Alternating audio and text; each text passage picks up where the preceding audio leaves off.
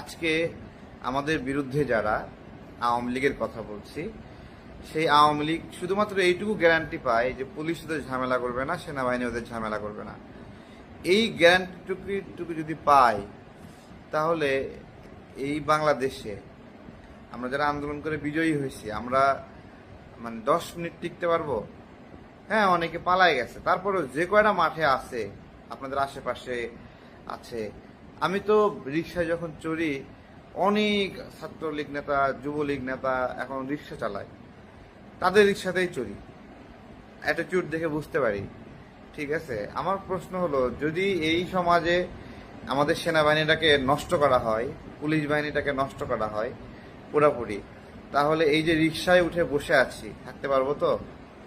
আমি এই কথাগুলো কেন বলছি, যে আমার আমার লড়াইয়ের বুঝটা ওই জায়গায়, যে আমরা একটা লড়াই করছি, সেই লড়াইয়ের পরে আমাদের এই বাংলাদেশটা সুন্দরভাবে সাজাতে হবে।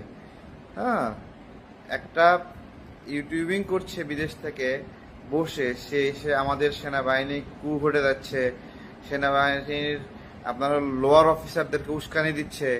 হ্যাঁ, তারপরে নাগরিকদেরকে নেমে পড়তে বলতেছে। আপনাদেরকে একটা কথা বলি, এই যে রাতে বলল, ধরেন 1-2 লাখ মানুষ বের হয়ে গেল সেখান থেকে, অথবা সেনাবাহিনীর 46 ব্রিগেডে তারা হলো সৈনিকরা পিনাকির কথাই উস্কানি হিসেবে নিয়ে তারা আর্মস নিয়ে বের হয়ে গেল, তাদের সব সিনিয়র অফিসারদের গোলাগুলি শুরু করলো, সিনিয়র অফিসাররা মারা শুরু করলো।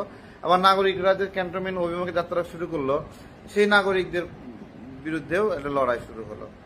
আলটিমেটলি পিনাকি যেটা চাইছিল সেটা যদি হইতো, তাহলে আসলে কেমনটা হইতো, আমাদের পরিস্থিতি কেমনটা হতো, তাই না? যেটা সে বলছিল যে আপনারা সবাই নেমে আসেন, সেনাবাহিনীর দিকে রওনা দেন, সেনানিবাসের দিকে রওনা দেন, সেনাবাহিনীর জুনিয়র অফিসাররা তোমরা রুখে দাঁড়াও।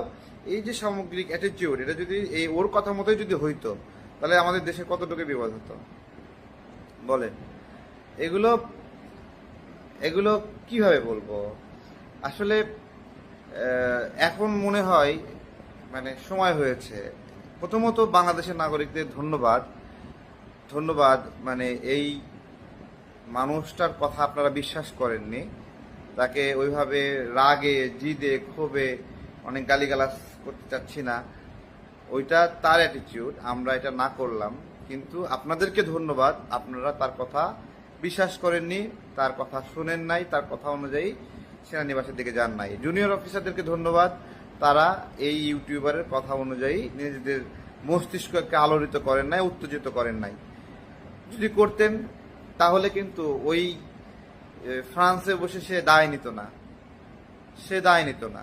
আমি একটা পয়েন্ট ধরায় দেব, যে এই গণ অভ্যুত্থানে যারা গার্ডস নিয়ে গণ অভ্যুত্থানের পক্ষে অবস্থান নিচ্ছে, হ্যাঁ, আত্মবিশ্বাসী ছিল যে আমরা গণ অভ্যুত্থান করবো, জেলে গেলে জেলে গেলাম, মরে গেলে মরে গেলাম। পিনাকি ভট্টাচার্য তাদের গোত্রের মানুষ না, তাদের গোত্রের মানুষ ছিল না, এবং চান প্রাণ দিয়ে চেষ্টা করছে এই আন্দোলনকে বিতর্কিত করার জন্য, আকারে ইঙ্গিতে বিভিন্নভাবে সেশনের পরে সেশন করছে, প্রতিদিন একটা করে ভিডিও দিছে যে এই আন্দোলন হাসিনার পাতনা আন্দোলন, এই আন্দোলন ইন্ডিয়ার পাতনা আন্দোলন। মনে আছে আপনাদের? ব্লকেড, বাংলা ব্লকেডকে প্রমাণ করার চেষ্টা করছে যে এটা হলো ইন্ডিয়ার প্রেসক্রিপশনে এই শব্দ দেওয়া, এবং এটা ইন্ডিয়ার পারপাস সার্ভ করা হচ্ছে। আপ্রাণ চেষ্টা করছে। তার মানে কি, সে আমাদের এই গণঅভ্যুত্থান ঠেকানোর জন্য কাজ করছে। এখানে থামে নাই, সে তার অডিয়েন্স গ্রুপকে নিয়ে একটা পারসেপশন গ্রো করার চেষ্টা করছে যে এই গণ অভ্যুত্থানটা একটা পাতানো গণ অভ্যুত্থান, সো আমরা এটাতে অংশ নেব না। একটা পারসেপশন ডেভেলপ করার চেষ্টা করছে। তাহলে আপনাদেরকে আমার জিজ্ঞাসা, এই যে গণ অভ্যুত্থানটা একটা পাতানো, বাংলা ব্লকেট এই শব্দটা ইন্ডিয়া থেকে আসছে, এই আন্দোলনে আমাদের যাওয়া যাবে না, এই ব্লকেটে অংশ নেওয়া যাবে না, এবং এইটাকেই বলছে যে এটা নাকি গণতান্ত্রিক আন্দোলনকে বাধাগ্রস্ত করতে, হ্যাঁ, এই আন্দোলন দাঁড় করানো হয়েছে। আমি আসলে, আমাকে একজন মানুষ তথ্য দেয় যে ডক্টর ইউনূস স্যার শেখ হাসিনার সময় প্রায় 50,000 কোটি টাকা তার গ্রামীণ ফোনে কর ফাঁকি দিয়েছে বিভিন্নভাবে। তো ওইটা আমি খুঁজতে খুঁজতে অনেকগুলো নিউজ পাইলাম, তথ্যসূত্র পাইলাম, বিভিন্ন মিটিং এর রেফারেন্স পাইলাম। যখন পাইলাম সেই তথ্যটা পেয়ে আমি তখন থেকে বললাম, আরে তার লোকটা যেহেতু রাষ্ট্রকে ফাঁকি দিচ্ছে, হ্যাঁ, তার দেশের মানুষকে ফাঁকি দিচ্ছে, তাই না? তো তখন আমার খারাপ লাগছে। চুপ করেছিলাম, কিন্তু যখন দেখলাম যে সে ট্যাক্স বাড়াচ্ছে, তখন আমি নিলাম যে সে নিজের ট্যাক্স ফাঁকি দেয় এবং নিজের ট্যাক্স থেকে বাঁচতে চায়, নিজে 666 কোটি কর মাফ চায়। সে তারপর তার গ্রামীণ ফোন 25% থেকে জনগণের ভাগ 10%-এ নিয়ে আসে, আর সে বাংলাদেশকে ওন করে, বাংলাদেশকে মনে ধারণ করে। আমি যেরকম ধারণ করে লড়াই গেছি, একজন দেশপ্রেমিক মানুষ কর ফাঁকি দেবে বলেন, তখন আমি প্রথম থেকেই আমি একবারে ইনিশিয়াল লেভেল, আমার আগে ডক্টর ইউনূসকে মানে হলো তার সমালোচনা করছে এরকম বাংলাদেশে কেউ নাই। I am the first one. এমনকি আওয়ামী লীগের মাহবুবুল হানিফ তাকে শুভেচ্ছা জানাইছে তাকে, কিন্তু আমি ক্রিটিসাইজ করছি এবং আমি এখনো তার ক্রিটিক্স। আমি আমার পজিশন নড়াইনি। আমি যেই পজিশনে ছিলাম সেই পজিশনে, এই পজিশনে থাকার কারণে আমাকে দালাল বলছেন এবং বলছেন ডক্টর ইউনূসের যে সমালোচনা করবে সে ভারতের দালাল। এই গল্প তৈরি করা হয়েছে। আজকে বাংলাদেশে এই সংকটটা কেন বলেন তো? শুধুমাত্র একটা তারিখের অভাবে এই সংকট। তারিখটা কি বলেন?